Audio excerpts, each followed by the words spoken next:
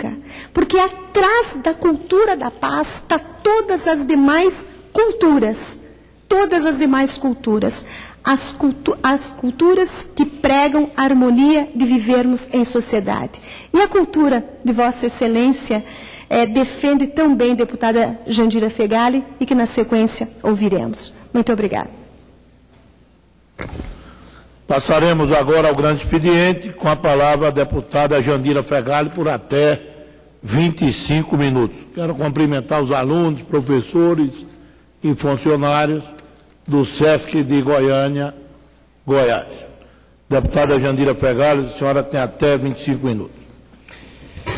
Senhor presidente, eu ouvi dois importantes pronunciamentos que me antecederam, com os quais quero expressar a minha concordância e apoio.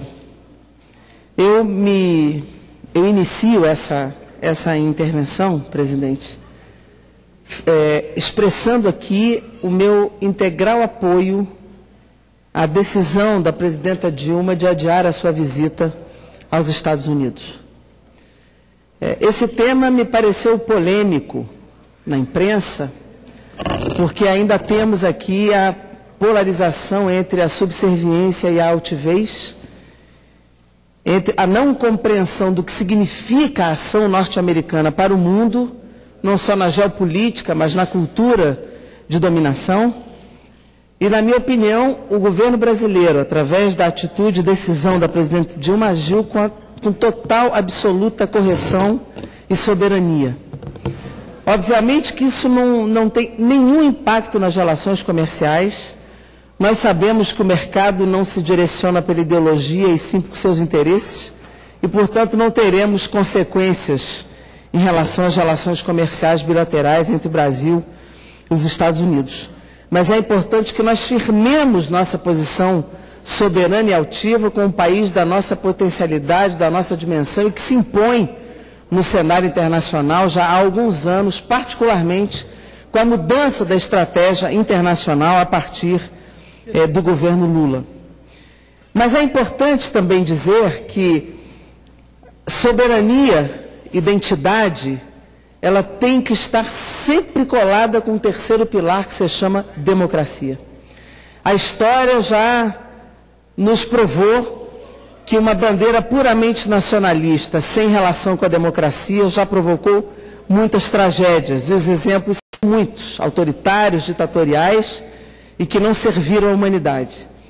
Por isso, considero muito importante que, para além da atitude simbólica, política do governo, a presidente Dilma tenha assumido uma outra plataforma prioritária, que foi trazer a pauta com urgência para esse plenário a votação do Marco Civil da Internet.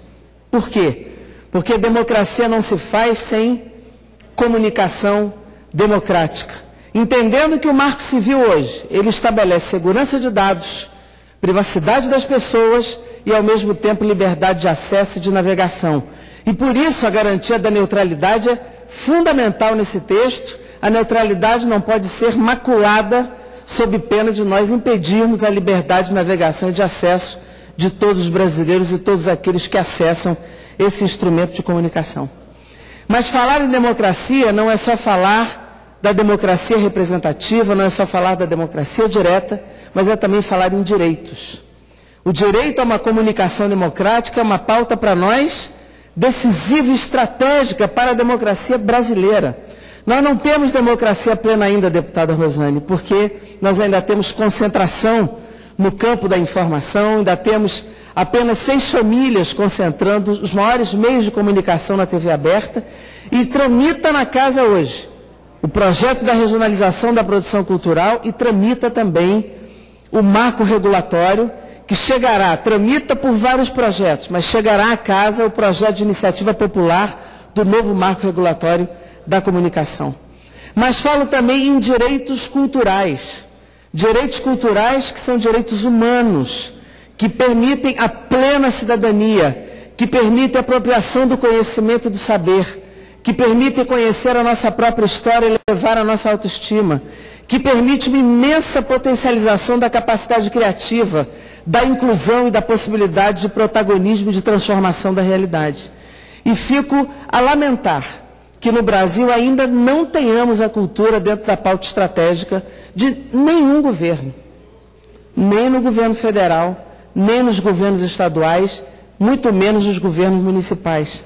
Essa é uma pauta cuja dimensão social, cuja dimensão transformadora e econômica precisa ser percebido pelos gestores desse país.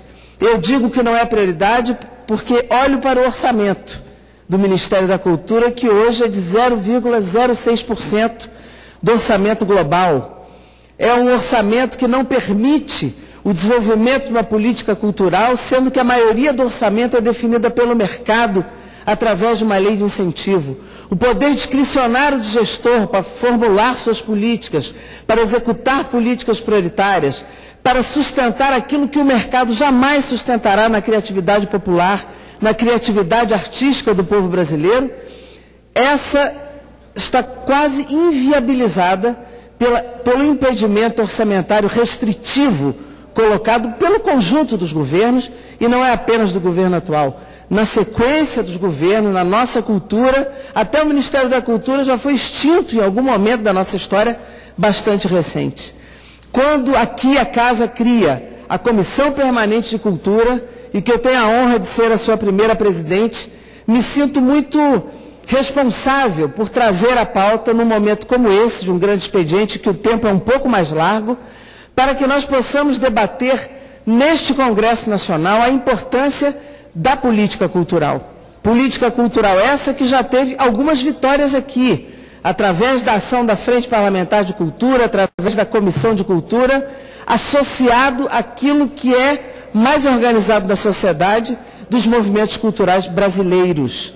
Aqui eu posso registrar duas vitórias de emendas constitucionais que fizemos na Câmara, que foi a PEC da música, de imunidade tributária, para os vídeos fonogramas e suportes digitais, conteúdos digitais no Brasil. Posso citar a emenda constitucional de aprovação do Sistema Nacional de Cultura, que cria uma política, uma estruturação de Estado para as políticas culturais brasileiras. Posso aqui citar a aprovação rápida e importante do Vale Cultura como um instrumento de acesso do povo trabalhador aos diversos equipamentos e bens culturais do Brasil. Mas cito também o andamento e a aprovação já pela Câmara da Lei Cultura Viva, que estabelece uma política de Estado para um programa absolutamente inovador no Brasil, que é o programa dos pontos e pontões de cultura, que ainda permanecem criminalizados pela burocracia exagerada que hoje se faz para as pequenas entidades do terceiro setor e que criam nos quilombolas, nas comunidades indígenas, nas políticas comunitárias, nos bairros, em pequenas organizações e que são obrigadas a cumprir exigências, normas, instruções normativas, burocracias, leis de licitação que não combinam e não se coadunam com a realidade dos pequenos produtores e da criatividade do povo das periferias e nessa longitude, nessa magnitude que é o Brasil. Mas essa lei está sendo aprovada, simplificando essas relações, e agora está indo para o Senado da República. E cito aqui também a vitória muito recente nossa, da lei que transforma, saneia, democratiza e estabelece fiscalização sobre a gestão coletiva no Brasil, conhecida como Lei do ECAD, que foi aprovada por unanimidade nesse plenário e por unanimidade no Senado, e que a presidenta Dilma sancionou integralmente, sem nenhum veto, possibilitando um novo momento para o direito autoral brasileiro, mas que terá na sua sequência a discussão da Lei Geral do Direito Autoral, que já está na nossa Comissão de Cultura e que iniciará os debates na próxima semana. E aproveito, inclusive, para apelar aqui de público, o que fiz diretamente com a ministra Gleisi Hoffmann, que o governo envie o seu texto, o seu projeto de revisão da Lei Geral do Direito Autoral, para que nós possamos incluir no nosso debate a posição, a opinião do governo brasileiro e possamos fazer um trabalho de amplíssimo debate e de contribuição da sociedade. Quero dizer, presidente, que a Comissão de Cultura, que foi criada aqui na Câmara dos Deputados, uma conquista, na nossa opinião, da sociedade brasileira, e por concordância, obviamente, de todos os líderes e partidos políticos na casa, essa comissão tem tido algumas características. A primeira delas é a permeabilidade ao movimento social. O movimento social tem lá comparecido com muita frequência, respeitando a diversidade cultural brasileira, que é a nossa identidade no Brasil, tem debatido e votado projetos de lei de vários tons, matizes e possibilidades para vários setores, como ontem regulamentamos a profissão do artesão, mas nós também queremos discutir políticas estruturantes. E eu citaria aqui, para avançar e terminar, para avançar aqui no meu pronunciamento, uma primeira questão fundamental. Nós precisamos avançar no crescimento orçamentário do Ministério da Cultura. Isso é uma política estruturante no Brasil, porque nós temos na casa a proposta de emenda constitucional 150, que faz vinculação constitucional de recursos, está pronta para o plenário e é necessário que venha a pauta para que nós possamos dizer: queremos mais dinheiro, mas também queremos saber como gastar. E aí o complemento dessa posição é avançar na aprovação do Procultura, que descentraliza os recursos que hoje estão concentrados no Sul e no Sudeste, para o Norte, para o Nordeste, para o Sul do país e para, inclusive, experiências, para propostas experimentais, propostas mais populares que o mercado jamais sustentará. Uma parte, a deputada Rosane Ferreira. Eu, apenas para cumprimentá-la e dizer, deputada Jandira Fegali, que a senhora é um exemplo para nós, deputados, e para a nossa sociedade. Músico, cardiopediatra, médica, baterista, hoje com a bandeira empunhada da cultura, mas nunca sem descuidar da saúde. E acompanho, muitas vezes dividimos os mesmos pensamentos dentro da Comissão de Seguridade Social e Família, dizendo que, embora empunhe a bandeira da cultura, nunca descuida da saúde. Parabéns, deputado.